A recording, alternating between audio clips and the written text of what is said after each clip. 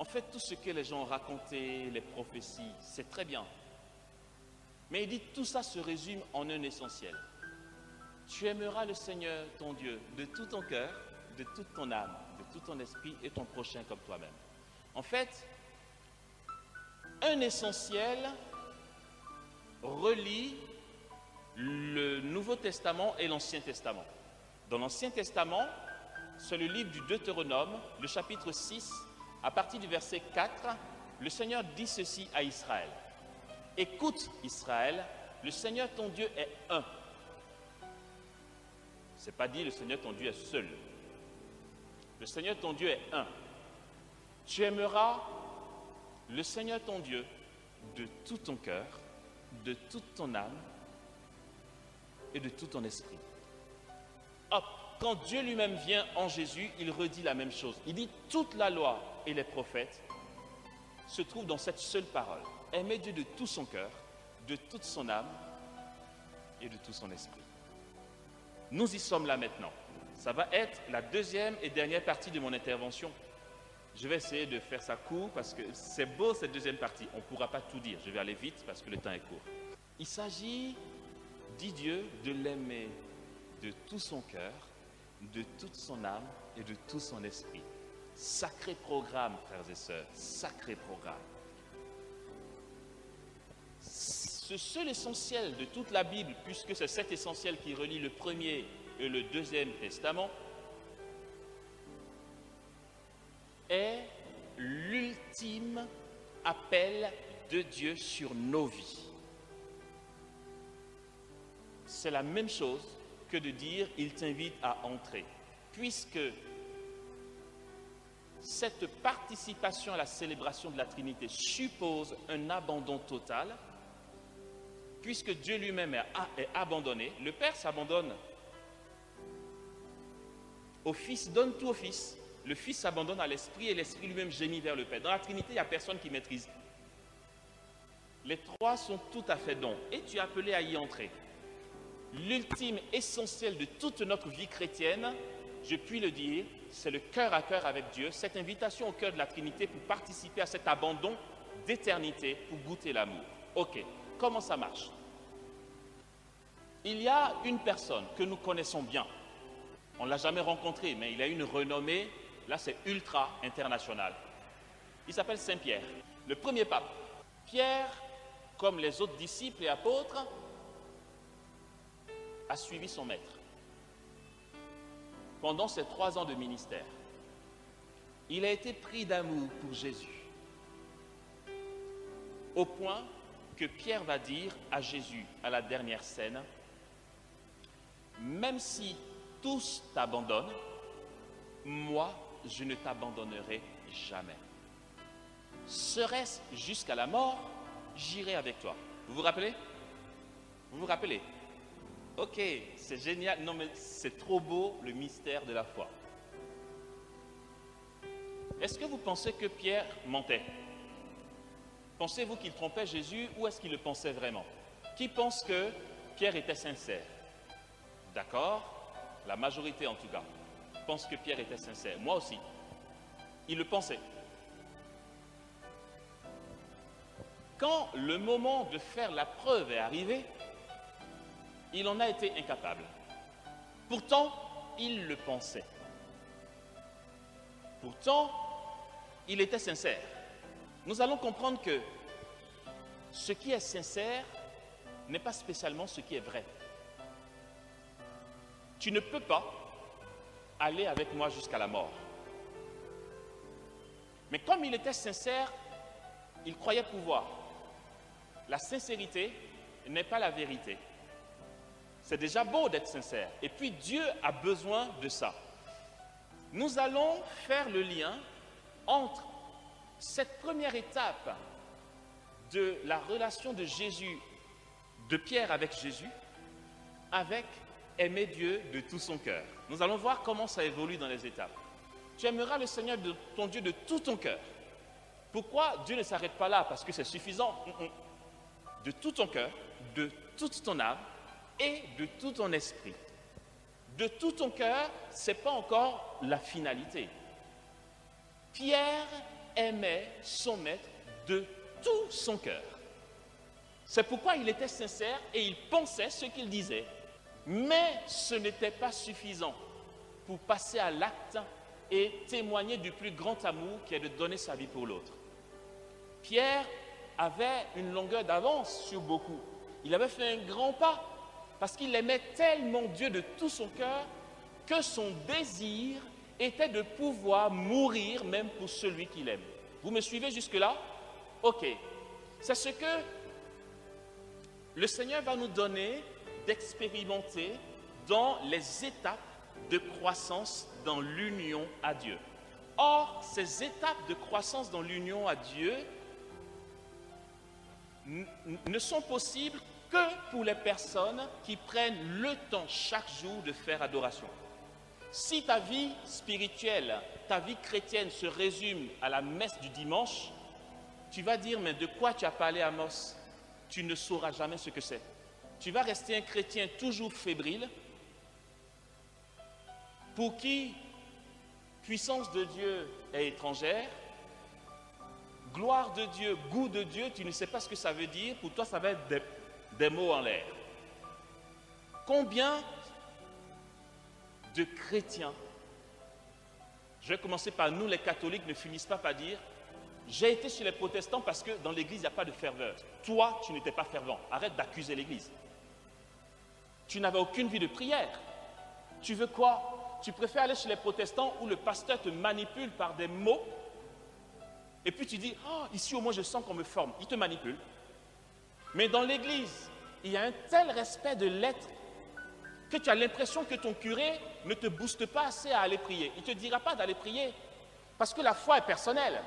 Si ça te dérange, vas-y chez les protestants. Chez nous, dans l'église catholique, c'est une liberté des individus et des personnes.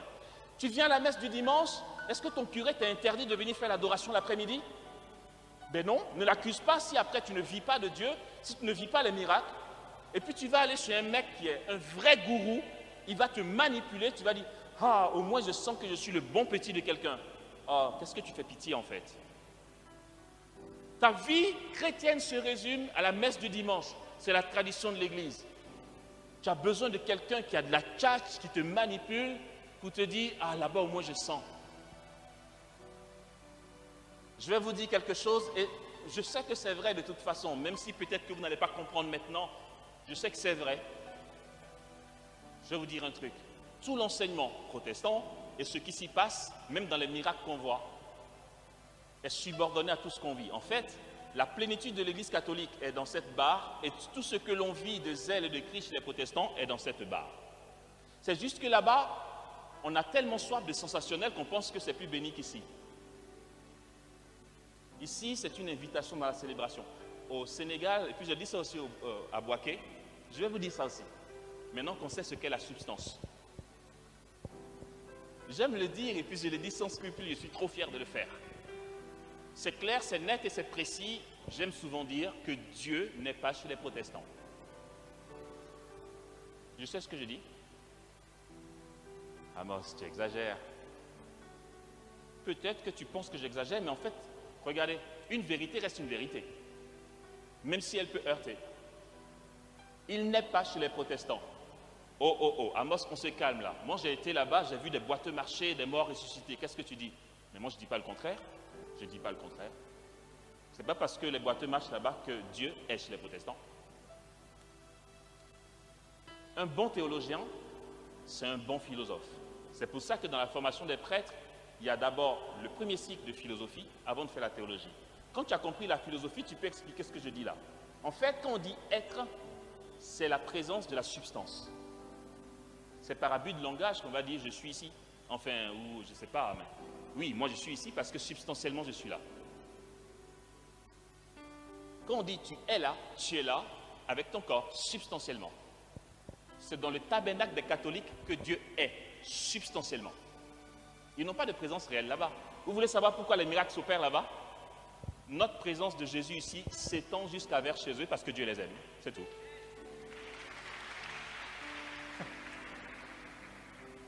Et nous avons ça. Et Dieu se donne substantiellement, il s'expose devant toi. Il t'invite à entrer dans son mouvement. Mais tu n'as tellement rien capté que tu préfères aller de l'autre côté où on crie sur ta tête, tu vois. C'est sensationnel, tu dis, ah, ici c'est béni. Non, Dieu est bon. Je n'ai jamais dit que Dieu n'aime pas les protestants. N'allez pas dire ce que je n'ai pas dit. Je dis, Dieu n'est pas chez les protestants. Ce qu'ils vivent, c'est les retombées de nos liturgies. C'est parce qu'il y a des prêtres sur la terre qui consacrent le pain, dont la substance change pour devenir la substance de Dieu, que les miracles s'opèrent en bonus chez les autres. C'est ici qu'il y a la substance. Ok, je continue mes propos. Ok, donc Pierre aimait Dieu de tout son cœur. Il n'a pas pu concrétiser. Tu aimeras Dieu de tout ton cœur. C'est la première étape de Pierre. D'accord? Il n'a pas pu concrétiser. Parce que cet amour de Dieu de tout son cœur, ici, j'emprunte maintenant ce qu'on va appeler la spiritualité carmélitaine. Sainte Thérèse d'Avila explique que cette première étape de l'union à Dieu, qui est de l'aimer de tout son cœur, correspond au monde des désirs. C'est le cas de Pierre. Ce qu'il désirait, c'était de pouvoir mourir par amour pour son maître. Le désir n'est pas suffisant. En théologie morale de l'Église, on va dire que décider suppose un motif et des étapes préalables. Autrement dit, désirer, c'est la première étape. Décider, c'est la seconde étape. Pierre a été incapable de décider au moment venu. Il a désiré sans pouvoir décider au moment venu. La décision au moment venu suppose des étapes concrètes. Là, la décision, qui est très liée aussi à la volonté, nous fait basculer dans la seconde, je vais vite, j'aurais pu développer mieux, mais ce n'est pas grave, on va faire ça comme ça aujourd'hui, nous fait basculer dans la seconde étape qui est d'aimer Dieu de toute son âme. Et je vais expliquer. Tu aimeras Dieu de tout ton cœur, de toute ton âme et de tout ton esprit. Pierre va passer du cœur à l'âme. Mais pour passer d'une étape à l'autre, qu'est-ce qui se passe? Il faut l'épreuve, il faut la purification. Et cette purification a pour but de nous conduire à l'essentiel dont on a parlé durant tout cet enseignement, le lâcher-prise. L'épreuve de Pierre est de constater que par imprudence, il a trop vite parlé et ce n'était pas à huis clos. Sa honte est d'autant plus grande parce que c'était devant les 11 autres. S'il avait dit en catimini à Jésus, sa honte aurait été moindre. Parce qu'il a dit, bon, Jésus se le sait, il n'ira pas rapporter. Mais devant tous les autres, il dit, même si tout cela t'abandonne, moi, je ne vais jamais t'abandonner. Serait-ce jusqu'à la mort, j'irai avec toi. Et puis, Jésus dit, Pierre, aujourd'hui, avant que le coq ne chante, par 3 fois, tu auras affirmé que tu ne me connais pas. Et puis, Pierre le vit vraiment. Pour passer du cœur à l'âme, dans les étapes d'union à Dieu dans l'oraison, nous connaissons des temps d'épreuve. Ce n'est pas grave. Si je veux décortiquer, ça va faire l'objet d'une retraite d'une semaine. Enfin non, pas d'une semaine spécialement, d'un week-end au moins. Mais ce n'est pas grave. Donc, tu vas connaître un temps de purification et de dépouillement, comme Pierre. Pierre est brisé. Pierre est brisé. Il est broyé. Il vient de renier son maître. Il a honte, humilié. Il est face à lui-même. Il n'y comprend rien. Je le voulais vraiment pourtant, mais je n'ai pas pu. Là, tu entres dans la deuxième porte que Dieu t'ouvre. Je dis que Dieu t'ouvre, ça ne se fabrique pas. C'est Dieu qui y conduit. Pierre entre dans la deuxième porte qui est d'aimer Dieu de toute son âme. Donc, de tout son entendement. Je vous parle des propos de Thérèse d'Avila. Aimer Dieu de tout son entendement. Les puissances de l'âme, comme dit Thérèse d'Avila, sont ceci: la mémoire, l'entendement et la volonté. Les puissances de l'âme. Pierre, dans son entendement, l'entendement c'est quoi? C'est quand tu commences à mobiliser ce qui est ton expérience et ce qui est réaliste au service de Dieu. Ça veut dire que Pierre, désormais, quand une question lui sera posée, son expérience passée lui donnera de faire une analyse avant de répondre. Il est beaucoup plus réaliste sur ce qu'il est. Il a les yeux ouverts. Ses illusions sur sa personne commencent à tomber. Il entre de plus en plus dans la vérité. Son expérience lui donne d'être prudent la prochaine fois. L'entendement, la mémoire, donc les expériences passées qui nous fortifient. Voilà pourquoi dans l'Église on dit, est-ce qu'il a l'expérience pour faire telle chose? C'est super important. La mémoire, l'entendement, donc toute la raison, et puis la volonté. Deuxième porte que Dieu nous ouvre, l'aimer de toute son âme. Nous allons comprendre pourquoi et comment Pierre fait preuve de son entendement après la première épreuve. À la résurrection, Jésus marche avec Pierre sur le lac de Tibériade. Il dit, Pierre, m'aimes-tu plus que ceci? Guinguin. Comment dire? Mais attends, dans le temps, Pierre aurait été très rapide à répondre. Il a dit, mais attends, quelle question? Non, mais attends, franchement, tu sais que je t'aime. Mais après le triple reniement, Jésus dit, Pierre, m'aimes-tu plus que ceci? Comment voulez-vous que Pierre réponde sans d'abord qu'il ait sollicité son entendement, qui implique aussi sa mémoire. Donc, le souvenir de ce qui s'est passé fait que ta relation à Dieu s'ajuste. La traduction française dit, Pierre, m'aimes-tu plus que ceci? Il dit, tu sais tout, Seigneur, tu sais que je t'aime. La deuxième fois, même scénario. La troisième fois, Pierre s'attriste parce que, pour la troisième fois, Jésus dit, m'aimes-tu plus que ceci? Mais la traduction française voile la réalité du discours. Le texte originel, le grec, dit ceci. Pierre, m'aimes-tu à en mourir? M'aimes-tu d'amour agapé, l'amour qui est don de soi? Le grec dissocie l'amour agapé de l'amour éros, qui est un amour frivole, amical, plein d'infidélité, etc. L'amour agapé, c'est l'amour qui t'emmène à donner ta vie, d'accord? Donc, le texte grec dit, Jésus dit à Pierre, Pierre, m'aimes-tu d'amour agapé? M'aimes-tu à en mourir? Pierre répond, il ne dit pas, Seigneur, tu sais que je t'aime. Il n'aurait pas pu dire ça. En fait, il dit, tu sais, parce que Pierre dit, Seigneur, tu sais que je t'aime seulement comme un ami. En fait, d'amour éros, un amour léger. Pourquoi il le dit? Parce qu'il sait ce qui s'est passé. Et il sait que Jésus sait. Il ne peut plus avoir... Il ne peut plus trop prendre le devant. Pierre, m'aimes-tu en mourir? Pierre répond, Seigneur, tu sais tout, tu sais que je t'aime simplement comme un ami. Voilà. Jésus dit, Pierre, m'aimes-tu en mourir? Pierre dit, Seigneur, tu sais tout. En fait, tu sais. Je t'aime simplement comme un ami. Pourquoi la troisième fois Pierre s'attriste? C'est que Jésus descend d'un cran. Jésus dit, Pierre, en fait, tu m'aimes simplement comme un ami? Et Pierre s'est attristé. Pourquoi il s'attriste? Parce qu'il sait au fond de lui qu'il aurait aimé, il aurait voulu aimer son maître d'un amour agapé. Mais il n'a pas pu faire ses preuves. Donc il s'est attristé. Et il a dit, Seigneur, Seigneur, tu sais tout. La troisième fois, c'est Seigneur, toi qui sais tout, dis-moi toi-même de quel amour je t'aime parce que je ne sais plus. Ça, c'est bon, ça. Pierre a grandi. Il va commencer à aimer son maître de toute son âme. Jésus dit, sois le pasteur de mes brebis. En fait, tu as mûri, mec. Tu peux gérer les autres.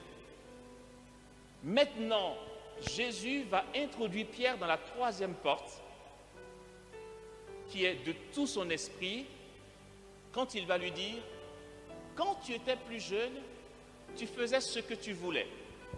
L'amour de tout son cœur, qui correspond au monde des désirs. Aimer Dieu de tout son esprit implique quoi? Tu n'imposes plus ta volonté à Dieu en fait. Tu t'abandonnes et Dieu fait. C'est pourquoi Jésus dit, quand tu étais plus jeune, tu allais où tu voulais.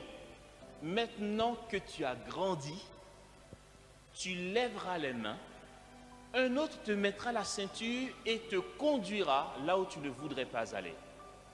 Et l'évangéliste dit que Jésus parlait du martyre de Pierre en fait.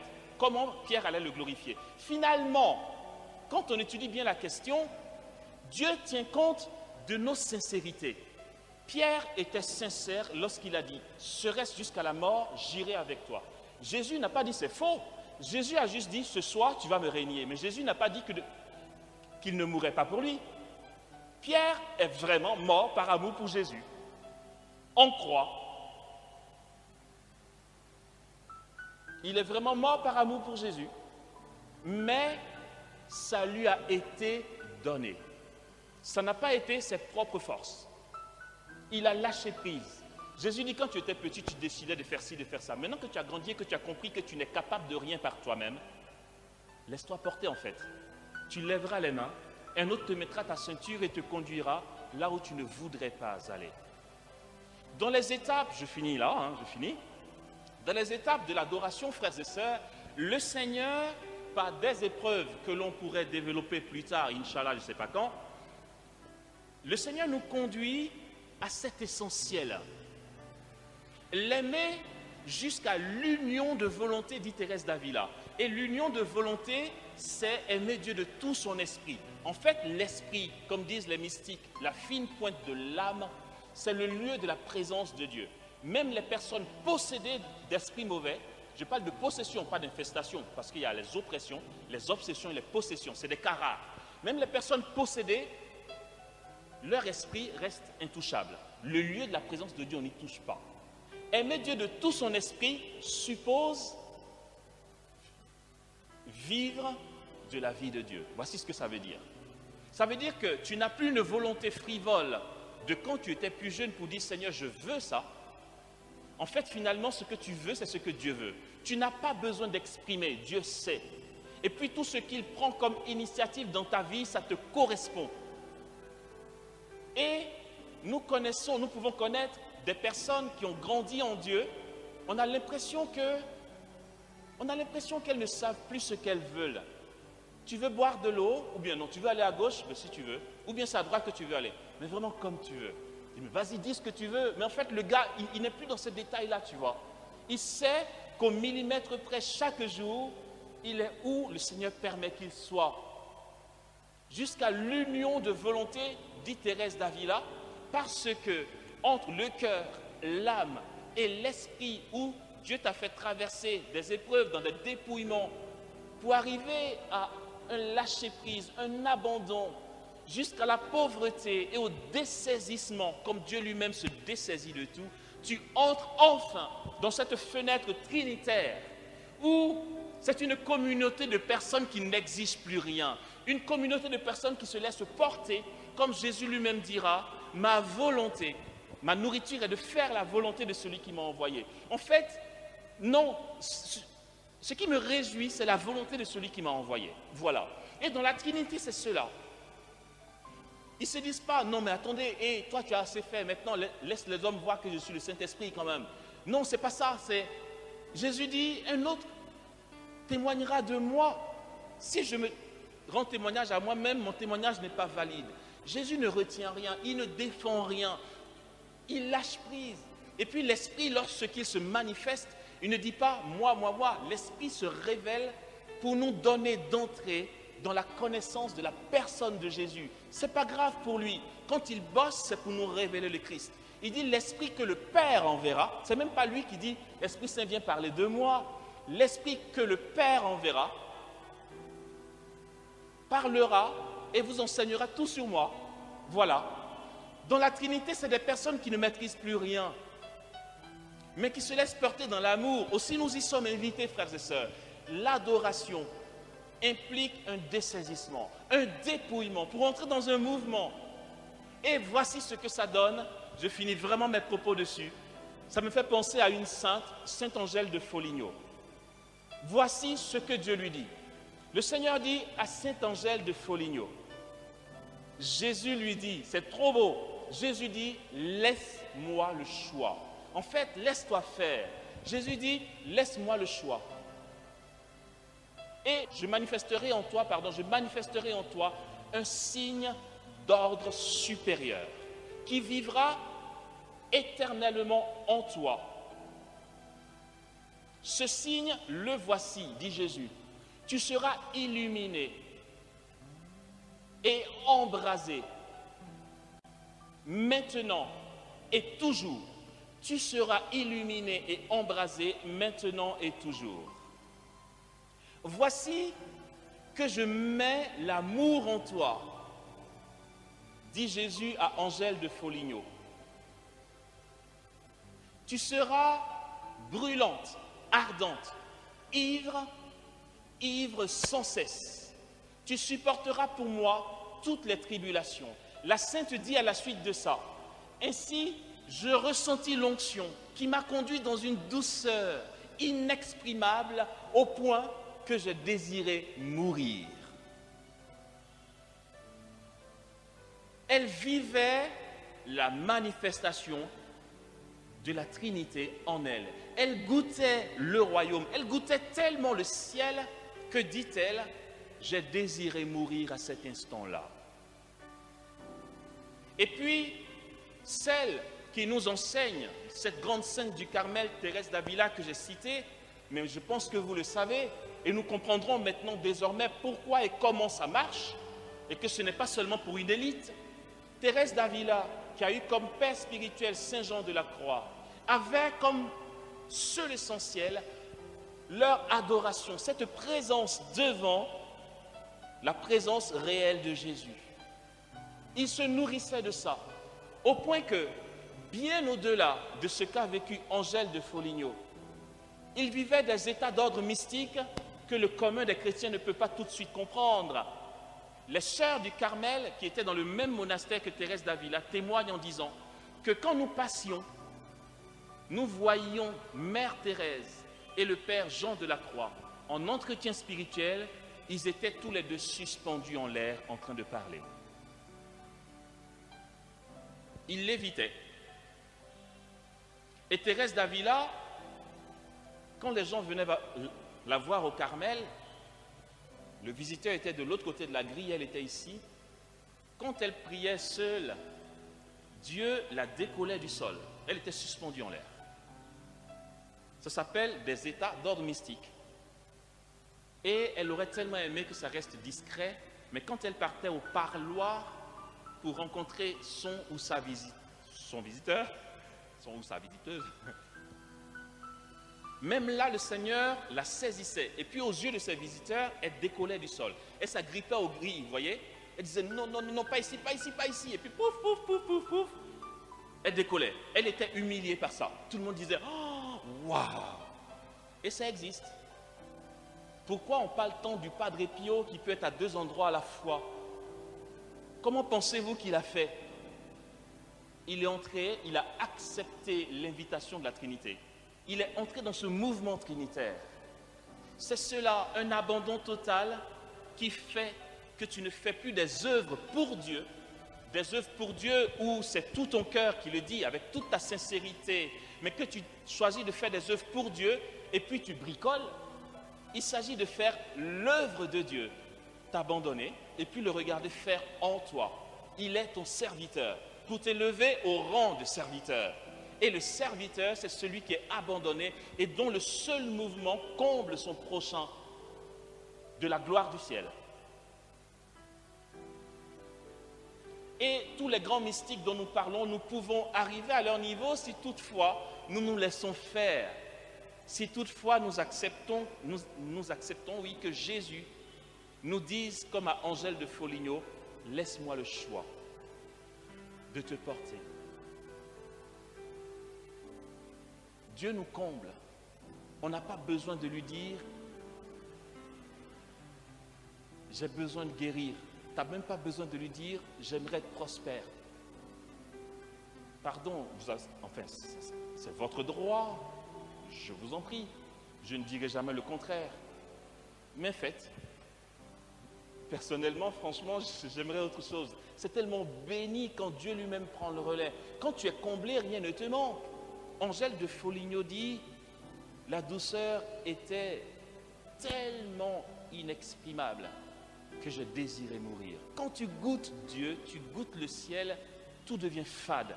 Tu te rends compte que la guérison que tu as demandée, tu t'en fous. Tu te rends compte que l'enfant que tu cherches, c'est pas que tu t'en fous, un enfant c'est beau, mais c'est pas grave si Dieu ne permet pas que ça vienne maintenant. En fait, tu as d'autres centres d'intérêt.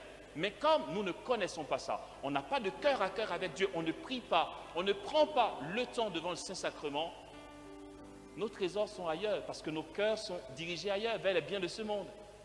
Alors que le royaume est là et que ce que Dieu veut, c'est que tous les hommes soient sauvés et parviennent à la connaissance de la vérité, dans le sens biblique du thème, à l'union à la vérité. Jésus dit « Je suis la vérité ». Ce que Dieu veut, en d'autres mots, c'est que tous les hommes soient sauvés et parviennent à cette union profonde, essentielle, dans cette célébration, cette union avec Dieu, Trinité, une célébration comme nous l'avons entendu dans le texte, une célébration en mouvement qui paraît aléatoire, qui n'est pas maîtrisée, mais pourtant une célébration harmonieuse pour l'éternité, pour le bonheur éternel qui nous est donné dès ici-bas par la présence eucharistique. Amen.